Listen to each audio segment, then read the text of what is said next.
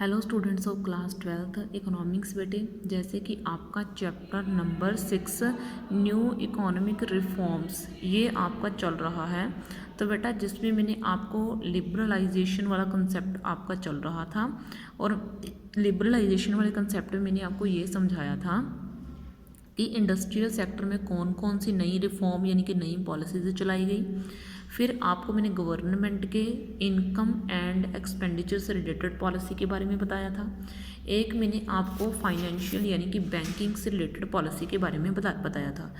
अब हम लिबरलाइजेशन के अंडर यानी कि फ्रीडम के अंडर ये देखेंगे कि एक्सटर्नल सेक्टर, एक्सटर्नल का मीनिंग होता है आउट ऑफ द रेस्ट, यानी कि वर्ल्ड की बाकी कंट्रीज़ के बारे में बात करी गई है। ठीक है, इंटरनेशनल कंट्रीज़ के यानी कि इंटरनेशनल बात करी गई है, अंतर्राष्ट्रीय व्यापार की बात करी गई है। एक्सटर्नल सेक्टर उसको बोलते हैं, बाहर वाली कंट्री से बात सीधी सी है। एक्सटर्नल का मीनिंग ही समझ लो, एक्सटर्नल का मतलब एग्जिट, एग्जिट यानी कि बाहर का। ठीक है, तो जो बाहर वाला सेक्टर होता है उससे रिलेटेड क्या क्या पॉलिसीज चलाई गई लिबरलाइजेशन के अंडर, आज हमने ये रीड करना है। ठीक है, तो देखो बेटा external sector reforms, external sector में कौन कौन सी हैं। एक तो पॉलिसी है फॉरेन एक्सचेंज रिफॉर्म की पॉलिसी, तो दूसरी है आपकी फॉरेन ट्रेड पॉलिसी। ठीक है, एक तो फॉरेन एक्सचेंज यानी कि करेंसी से रिलेटेड पॉलिसी। एक्सचेंज, एक्सचेंज आप खुद ही सोच रहे हो ना, यानी कि हमें $1 के बदले में कितने पैसे पे करने पड़ रहे हैं, या कितने पाउंड के बदले में हम कितनी इंडियन करेंसी दे रहे हैं, तो ये एक्सचेंज हो गया, एक करेंसी को दूसरी करेंसी में चेंज करना। ये मैंने आपको पूरे का पूरा चैप्टर पढ़ाया था, जिसमें मैंने आपको fixed exchange rate and flexible exchange rate करवाया था। ठीक है, तब मैंने आपको बहुत अच्छे से इन चीज़ों को समझाया था। ठीक है, एंड उसके बाद फॉरेन ट्रेड पॉलिसी यानी कि जो अंतर्राष्ट्रीय व्यापार है उससे रिलेटेड कौन कौन सी पॉलिसीज चलाई गई हैं। तो देखो बेटा, foreign exchange reform were initiated in 1991 with the devaluation of the Indian rupee against foreign currencies. तो जो फॉरेन एक्सचेंज रिफॉर्म्स हैं, फॉरेन एक्सचेंज रिफॉर्म की बात करेगी, अभी फॉरेन एक्सचेंज करेंसी के बारे में हम पढ़ रहे हैं। ठीक है, तो फॉरेन एक्सचेंज रिफॉर्म यानी कि ये पॉलिसीज़ जो थी ना, फॉरेन एक्सचेंज रिलेटेड पॉलिसी, उसको 1991 में लेके आया गया विद द डिवैल्यूएशन। डिवैल्यूएशन का मीनिंग क्या होता है, हमारे पैसे की कीमत का गिर जाना, उसको डिवैल्यूएशन बोलते हैं। अब पैसे की कीमत कैसे गिरती है ये मैं आपको बता दिए देती हूँ, वैसे मैंने आपको इसके बारे में पूरा अच्छे से रीड करवाया है। With the devaluation of the Indian rupee against foreign currencies. तो आगे देखो ना, डिवैल्यूएशन इम्प्लाइज, डिवैल्यूएशन का मीनिंग क्या हो गया, a fall in the value of rupees, यानी कि रुपीज़ की कीमत का गिर जाना $US के बदले में या फिर इंग्लिश पाउंड के बदले में। बात सीधी सी है कि जो $US है ना, पहले हमें सस्ता मिलता था, जैसे हम बोलें कि 50 रुपीज़ उसकी कीमत है $1 की, लेकिन बाद में उसकी कीमत का बढ़ जाना, जैसे अब हमारा वही डॉलर वन डॉलर जो है हमें 55 रुपीज़ का मिल रहा है। उनके हिसाब से तो डॉलर, हमें तो जिसने तो एक्सचेंज करना है, डॉलर को एक्सचेंज करना है, जिसको इन चीज़ों की नॉलेज नहीं है उसके लिए तो ये बहुत अच्छी बात है भी भाई $1 की कीमत बढ़ गई। लेकिन अगर हम इकोनॉमी के हिसाब से देखें तो इकोनॉमी के हिसाब से हमें इन चीज़ों का लॉस है भाई।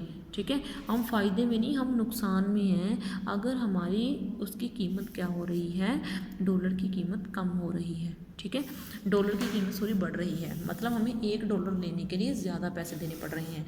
तो अगर देखो, और English pound can be exchange for more rupees than before, ये देखो हमें $1 लेने के लिए या फिर हमें 1 पाउंड लेने के लिए पहले से ज़्यादा पैसे देने पड़ेंगे।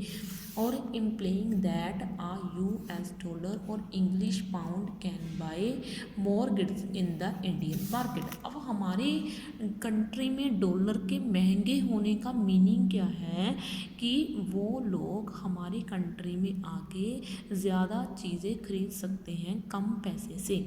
ठीक है, तो इसका मीनिंग यही हुआ कि $US जो है उसकी कीमत का बढ़ जाने का मीनिंग क्या है कि वो लोग बहुत कम पैसे में हमारी कंट्री की बहुत सारी चीज़ें खरीद सकते हैं। तो इससे क्या होगा, फॉरेन करेंसी की जो सप्लाई है बढ़ेगी, क्योंकि वो जितनी ज़्यादा चीज़ें हमारे मार्केट से खरीदेंगे, जितनी ज़्यादा चीज़ें हमारे मार्केट से खरीदेंगे तो उतनी ही सप्लाई क्या होगी फॉरेन करेंसी की हमारी कंट्री में बढ़ेगी। ठीक है, तो कैसे बढ़ेगी? अगर हम एक्सपोर्ट को बढ़ा दें तो, ठीक है, अगर हम अपनी कंट्री की गुड्स एंड सर्विसेज के एक्सपोर्ट को बढ़ा दें तो इससे क्या होगा? सप्लाई बढ़ जाएगी किसकी? फॉरेन करेंसी की, इंडिया में, ठीक है। तो आगे देखो, उसने बोला फॉलोड बाय डिवेल्यूएशन इन 1991। तो जो 1991 में डिवेल्यूएशन आया उसके बाद जो एक्सचेंज वैल्यू है किसकी? इंडियन रुपीज़ की, इंटरनेशनल मनी मार्केट में was left to the free play in the market forces. अब देखो इसने क्या बोला कि 1991 के बाद जो डिवेल्यूएशन करा गया इससे जो एक्सचेंज वैल्यू थी किसकी? इंडियन रुपी की, इंडिया पैसे की, इंटरनेशनल मनी मार्केट में was left to the free play of the market forces, उसको मार्केट फोर्सेस के ऊपर छोड़ दिया गया। प्रेजेंटली अब की बात करें तो एक्सचेंज रेट को सिर्फ मार्केट से हिसाब से फिक्स करा जाता है, गवर्नमेंट का कोई रोल नहीं है इन चीज़ों में। पहले क्या होता था? एक कंट्री की गवर्नमेंट देखती थी कि हमने अपने रुपए की कीमत कितनी रखनी है, ठीक है, लेकिन अब ऐसा कुछ नहीं होगा। अब आपके पैसे की डिमांड के ऊपर डिपेंड करेगा, कितनी आपके पैसे की डिमांड है और कितनी आपके पैसे की सप्लाई है, उसके हिसाब से ही आपका एक्सचेंज रेट जो है वो फिक्स कर दिया जाएगा। आगे है foreign trade policy. Foreign trade policy क्या है? Foreign trade policy underwent a substantial change in the wake of liberalisation.